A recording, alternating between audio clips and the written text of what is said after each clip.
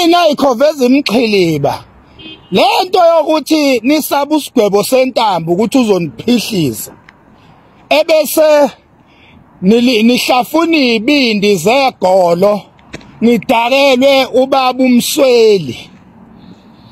umsweli engashongo lutho futhi engenzanga lutho.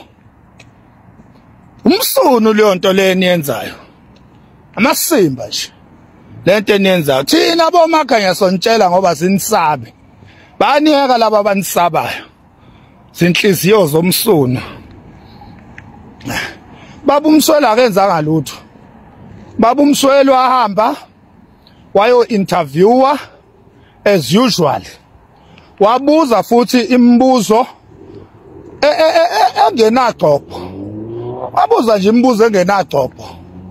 Awekho amazwi ubaba umsweli awagqisha emlomeni kababa uPhuzu Shukela, awekho. I mean njalo ubaba u12 namankentshana, awekho amazwi ubaba umsweli awagqishe emlomeni kababa u12 namankentshana.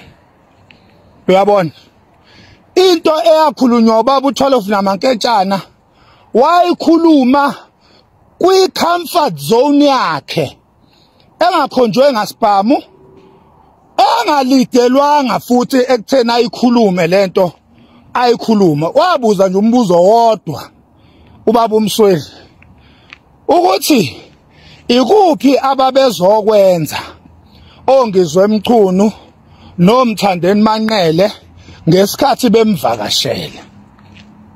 Lo mbuzo awunacala, lo mbuzo awunazinhloso, umbuzo nje oclean loyo.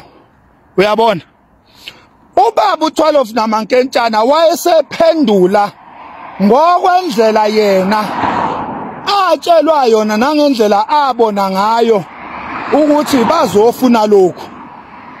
And u12 namankentshana mawumbheka lapha kuyavela ukuthi laba base bemtshelile ukuthi sicela ubeke lo njengenkosi yomaskandi, base bekushilo lokho. Ingakho ethi babehamba nezintatheli zakwa SABC yekanika ukudakelwa ubaba umsweli ngiqonde ngqo 12 namankentshana khona nizotholana nosigwebo sentambo kade niyatakwa.